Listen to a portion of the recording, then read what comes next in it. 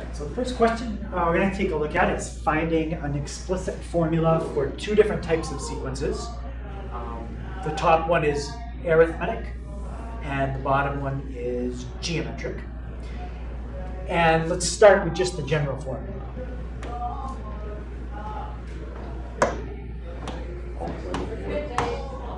Okay, what's the formula for finding an explicit formula for an arithmetic sequence? A1 plus n minus 1 d.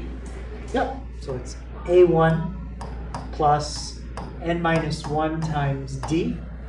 And what is A1? That would be 2. Yep, so that's your first term, which in this case would be 2.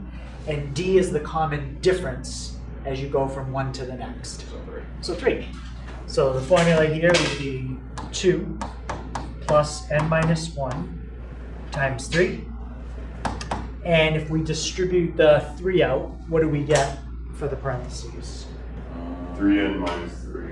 Yep, so it's going to be 3n minus 3 plus 2. What's minus 3 plus 2? Negative 1. Negative 1. So that is the formula that would be used to predict the nth term in that top sequence. Any question on that one? How would we find the nth term? You'd fill in, if you want to find the 20th term, you'd fill in 20 for n. Okay. If you want to find the third term, you'd plug in 3 for n. And that's 3 times 3 is 9, minus 1 would give you 8. Okay. All right, so that's an arithmetic sequence. Now, geometric sequence, what's the formula for that? A1 r to the nth power minus 1. Minus 1. Okay, what's A1 in this case? That would be 4. 4, so that's our first term. And what are we multiplying by each time? That's the common ratio. 1/2. 1/2. Yep. So 1/2 to the n minus 1. So now if you wanted to find, we could just try it for the third term if you want. Let's plug in a 3. What's 3 minus 1? 2. 2. What's 1/2 to the second power? 1/4. 1/4. And what's 1/4 times 4? 1. 1. So it correctly predicted the third term. So that's how you find an arithmetic and a geometric, an explicit formula for an arithmetic and a geometric sequence. Okay, so now we're going to look at whether sequences converge or diverge. So when you're looking at if a sequence converges or diverges, you're looking to see, are the terms getting closer and closer to something as they continue on, right? Not what they add up to. That's a series. So let's look at the top one, 2, 5, 8, 11. If I continue that pattern, are those numbers getting closer and closer to a number? No, they're just increasing without bound towards infinity. So this sequence diverges. Let's look at the bottom one. If you continue the pattern in the bottom one, are these terms getting closer and closer to anything? Yep. Yes. What are they getting closer to? 0. Yes, they're getting closer to what? It was at 0. 0. Oh. Yep, they're getting closer and closer to 0. So this one converges. And the limit is 0. Basically, what are we getting closer and closer to? Not what do they add up to. Okay. That's what the series would converge to. This was about the sequence.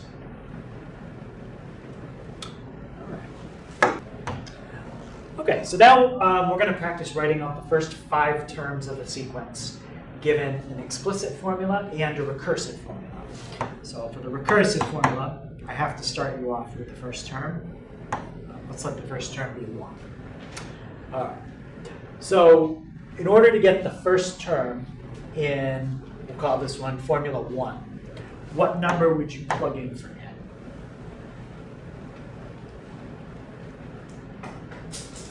0. 1. 1. Yep, we plug in 1. So a sub 1 is 3 times 1 minus 2, which would be how much? 1. 1. What would the second term be? 3 times 2 minus 4. 4. Yep. What would the third term be?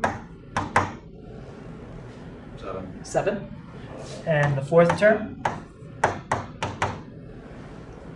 10. 3 times 4 is 12, minus 2 is 10. And the fifth term 13. would be 3 times 5 is 15, minus 2 is 15. Now, doing recursively, totally different problem. It's not the same sequence. What would the first term be in this one? Yeah, how do you know it's 1? because it's always Yeah, that's given. What would the second term be? 2. So what's the rule for getting the next term? Might just be the next one.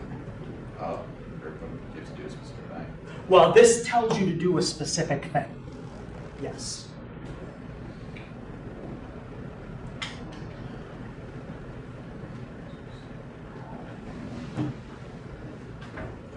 What is that? What does this mean?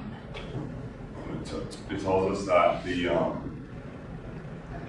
term, like the nth term minus 1, all that minus 5 equals the nth term. So the nth term, so a sub 1 equals 1, which means 1 minus 1, so 0.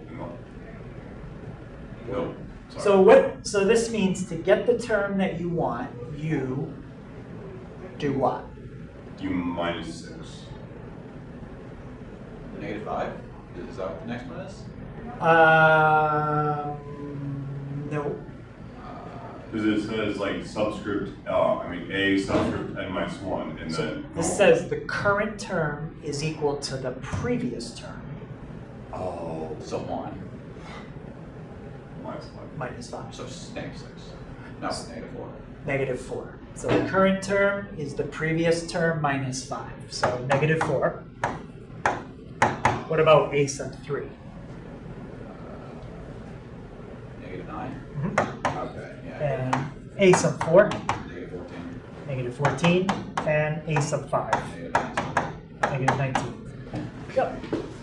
So there's two different ways for calculating the first n terms. In this case, I chose to do 5, based on if you have an explicit formula or a recursive formula. Oh, so what we want to do in this one is we want to take a sequence that's given to us, 1, 2, 3, 4, 5, and represent the nth partial sum in sigma notation. So let's write out the partial sums first and see if we can find a pattern. And that pattern is what would go in that box right there. Once we know the pattern, we can figure out where to start and stop. But we can't until we figure out the pattern for the numbers. So if we add up the first 1 terms in this sequence, what do you get? 1. Just 1. What if you add up the first 2? 3. 3. And the first 3? 6. And the first 4? 10. 10. And the first 5? 15. 15. Okay, so what we want to do is look for a pattern where we can somehow change this number into that number. Okay, we have to try to see if we can find a pattern. Now, this one, we talked about it in class when you're adding up the first n integers. This is something we did on Tuesday. Do either one of you remember the formula? There were 4 of them. It was adding up constants, integers, perfect squares, and perfect cubes. Oh, I know 2. I didn't focus on perfect squares and perfect cubes. Yeah, I think I know 2. What was the formula for adding up the first n integers? CN? That was adding up a constant over and over, so it's the one right after that. Oh, okay. C is equal to n n plus 1 over 2. Yeah, we're just going to change it to k because we're using the letter k. Okay. Which I probably should have made this a k as well. So let's try it. If we plug in 4, let's see if we get 10. If we do, then we know this formula is right. So I plugged in 4 for n. 4 times 4 plus 1 divided by 2. What's 4 times 5? 20 divided by 2? 10. So this formula correctly predicted that number by filling in a 4. If you fill in a 5, you would have 5 times 6 is 30, and 30 divided by 2 is 15. So that formula works. So that's the formula we're going to put here. It's k times k plus 1 over 2. And what would be the stopping value? It's not infinity, because I'm only going up to a certain number. 5. That would be the last one. So that's how you would represent the partial sums of this sequence in sigma notation. And so instead you would put an n if the sequence goes up to the nth term, and then the infinity symbol if it actually goes to infinity. Yep. Okay.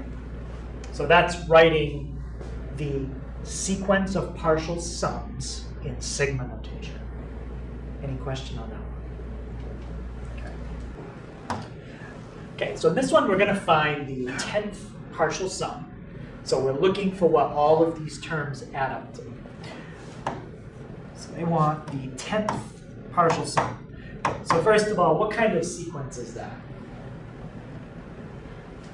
Geometric. It's geometric. And do you remember we had a formula for the sum of a finite geometric sequence? I might have it. Yep, what was that? Is it the one that goes A1, 1 minus R, and over 1 minus R? Yep. Okay. In this case, what's A1? 8. 8. And what's R? 1/2. 1/2. And what's N? 10. 10. That's the number of terms we're adding up. Okay. So all we have to do is simplify that and see what we get. So let's do 1 minus 0.5 raised to the 10th. Okay, let's just keep that. We're going to divide that by, what's 1 minus 1/2? 0.5. So notice I'm not doing any rounding. And then I'm going to multiply all of that by what? 8. By 8. So it's 15 point, I mean, if they want a fraction, I don't know if the calculator will give it to us. It does. So as a fraction, it's 1,023 over Turn 6. to a fraction. Math, and then it's the first option, fraction. Would it still give you fraction if you did minus 15 and you asked it to change it to a fraction? Yeah, it might do that, yeah. So in this case, S sub 10 is 1,023 over 64. And what would this be getting close to if you kept going? Like that's the first 10. What if we did the first 100? It's converging on 0. It's getting close to 16. The individual terms are getting closer to 0. The sum of the terms is getting closer to 16. So when it says sum, it's trying to get to something, but otherwise it's trying to get to 0. If you're dealing with a geometric sequence, well, there's two possibilities. The terms can either be getting bigger and bigger, like if I reverse the sequence. So to infinite. So now it's approaching infinity, the Okay. individual terms. There's no limit. Yeah. Okay. So either the individual terms are going to be approaching 0, or they're going to be approaching infinity. If they are approaching 0, like they are here, then we can add them all up and see what they would add up to. If the individual terms are approaching infinity, you can't add those up because they're getting bigger and bigger. Okay, so in this one, I want you to evaluate 12, choose 5. What's the formula that, well, actually, first of all, what letter do we call the top one? N. N, and the bottom one? R. R. And what's the What's the formula for calculating that? N factorial divided by n minus r factorial and then r factorial after that. Okay, so let's do that out. So what would go in the top? 12 factorial. Factorial. And the bottom? 12 minus 5, which would be 7 factorial, and all that times 5 factorial. Okay. And we know everything in the bottom is going to cancel with everything in the top. So what's the biggest factorial that you could cancel in the bottom? 7. Yeah, 7 factorial is going to completely cancel into the 12 factorial. What would be left in the top when you cancel 7 into 12? Would it be the biggest ones or the smallest ones? The biggest one. Okay, that would be 12, 11, 10, 9, 8. 11, 10, 9, 8. Yep. 7, 6, 5, 4, 3, 2 is going to cancel with the 7, 6, 5, 4, 3, 2 from the 7. And then in the bottom, you have 5, 4, 3, 2, well, 1. Okay. Well, what's 5 times 2?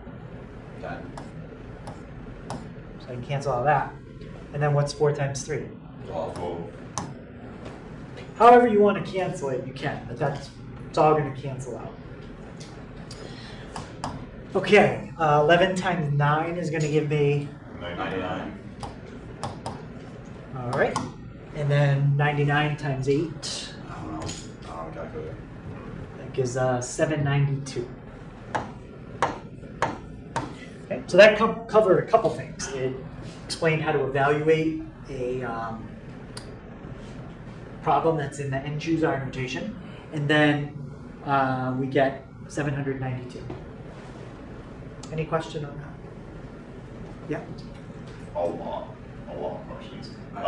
So factorial, like, it's just multiplying, so like 1,000 factorial will be 1,000 multiplied by 999 multiplied by 998, and so on. So Yeah. that's what a factorial is. Now for factoring those factorials, like technically that's representing that entire mathematical equation.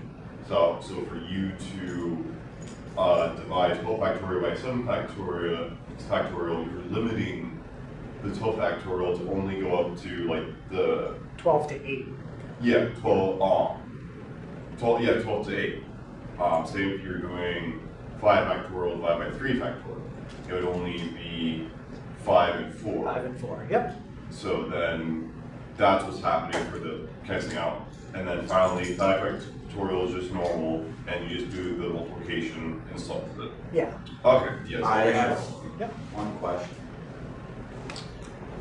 I want to expand out a plus b to the 5th power, but I don't want to do a plus b times a plus b 5 times.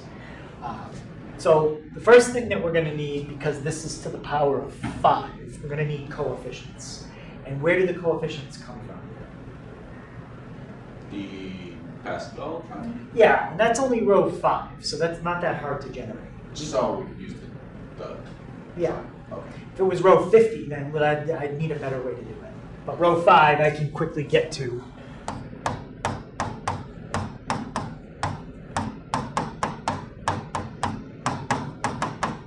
There we go. There's row 5. So remember, you start with 0, and then you count it. Okay. So what would be my first coefficient in the expansion of a plus b to the 5th? 1. And then in parentheses, what would be the term? A. 5. A to the 5th. What about the b? That's come on. Not there yet. Okay, what's my next coefficient? 5. 5. And then the next factor? A. 4. A to the 4. Next factor? B. B. 10. Next coefficient? 10. 10. And A. 3.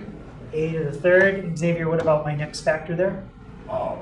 That would be plus 6. B to the That would be b to the 6th. 2nd. B to the 2nd. Right? The next term, what would that one be? Next coefficient? That would be That would be 10, a to the fourth, a to the second. a to the second. Already have a to the fourth over here. Yep. B to the first. Already have b to the first. B to, so B goes 1, 2, 3, 3. Three. B to the third. Okay. Next term. That would be 10a to the 1. Already used both our 10s. So that would be 5a, 5a, b to the fourth. Yep. And Bruce, the last term. 1, 1 B, 5. b to the fifth. And there you go. That's the expansion of a plus b to the fifth power without having to FOIL anything out. Okay. Now, sometimes when you do that, you end up with a power to a power and you have to simplify it. We did a couple like that in class. Or you can end up with like a product to a power where you then need to write that out as like 8x cubed. Okay, but I didn't give that in this one. So we're done with just that, or we do something else with it? Well, no, that's an example of just expanding a binomial. Okay. Now, the last topic, find the coefficient of a particular term in a binomial expansion. All right, so let's say I gave you x plus y to the 20th. And I said, find the 13th term in that expansion.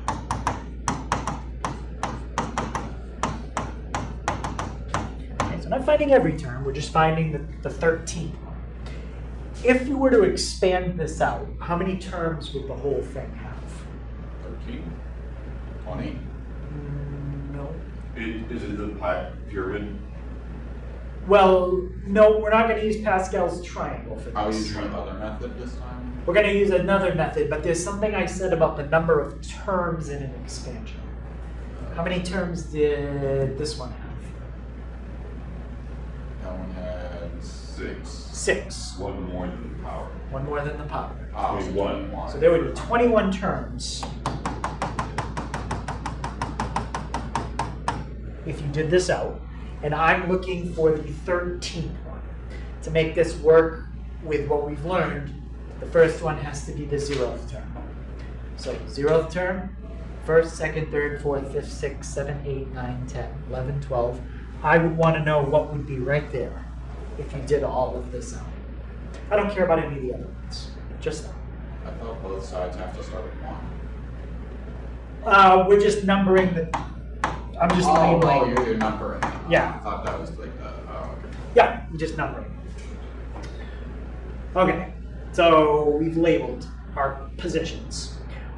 What would be the notation of the coefficient that would be in the spot that I've circled?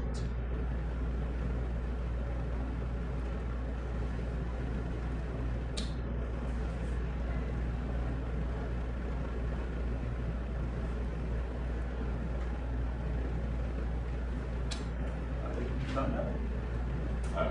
All right, what row in Pascal's triangle would we be looking at? 13th. No, 20. 21st. 12. 21st. Because this goes from 0 to the 13th, and then Pascal's would be. So what row did we use in that? No, it's the 20th. We use the Fifth. Fifth. yes, but not including 0. So we used the 5th row. So what row would we use here? 20th. The 20th. Yeah. 20th row. And what column in that 13th. row? We'd be looking in the 13th column. So we need to figure out what that is. Oh, okay. So now we use it this way. And then we're going to have an x and a y, and each one of them is going to have an exponent. What would the exponent on your x be right here? 0. To the 0. No, just like to the 0th power to 4. Because if you're doing the Pascal's triangle, the first term has to be like 1 in the joint. Oh. So when you write your first term out, you're going to have your coefficient 1, and then what's going to come right after it? 2. No, a letter. Oh, A. X. It's YX. 1x to the, what would be the 20. 20th, and what would be the power on the y? The 20th as well. No. Y to Oh, the first. 13th? No, Y Y to to the the first. first. Because then there's the 1 decreasing and 1 increasing, like the So what's your power on y here? 1. No, 0. 0. There is no y. First term doesn't have the y. You're starting from 0. So this one is x to the 20th. So what would the power on the x be for the next one? X to the 19th, So and 19. then 1. And then 18, 17, 16, 15, 14, 13, 12, 11, 10, 9, 8, x to the 7th. Oh. That's what that one would be. And what would the power on the y be? 1. No, the power on when y is 1 would be this term over here. Yeah, what do you? It would be Y to the 13th. Would be y to the 13th. Oh, that's a good one. Okay. So that's basically what the 13th term would be. We just have to do out 20 choose 13 the same way we did it out right here. Solving factorial. Yep. So we'd have to solve that out. Yep. Okay, so let's do out 20 choose 13 just to practice the factorials. What would go in the top when we do that out? The n factorial over n minus r parentheses and then r factorial. Okay, so what would go in the bottom? And so that would be 20 minus 13, which would be 7. And then factorial r, and r is just 13. All right. So which factorial can we cancel out completely? 13. 13. So what would be left in the top when we do that? That would be 20 times 19 times 18 times 16 times 15 times 14. Okay, so everything from 13 down is gone. And what's still left in the bottom? 7 times 6 times 5 times 4 times 3 times 2 times 5. Okay. And now let's cancel everything we can in the bottom with the top. Well, what's 7 times 2? 14. All right, so I'm just trying to cancel big things out. How about, what's 3 times 5? 15. And now 6 goes into 18 how many times? 3. You can really do this any way you want, as long as you cancel everything out. And 4 goes into 25 times. 20 or 16. Okay. So what we're left for a final answer would be, let's see, we've got 5 times 19 times 3 times 17 times 16. So it's not that big. 77,520. For the test, could any of our answers for these factorials, solving factorials, possibly be like the e? Because like for the calculators, at least the ones I've used, like if it's a really really big number, it just says like e, or like the you know what I mean, like. No, I don't think so. It'll come Okay. out. Yeah. Okay. So that's another factorial one. I have one of the problems that we did, the giant, yeah. Okay, well, we could do the same one, except let's find the 7th term. The 7th? Yeah. Using the pyramid. No. Yeah, Using no. this method. Oh. Using this method, not the Okay, triangle. this. So now I'm looking for the 7th term. So what would be the notation for finding the 7th term?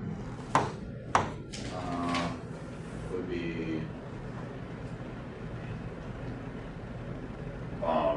Would it be the 20 over 17 again? that would be over 7. Over 7. Yep. And now, what would be the power on the x? 13? Yeah, 20, 19, 18, 17, 16, 15, 14. Yeah.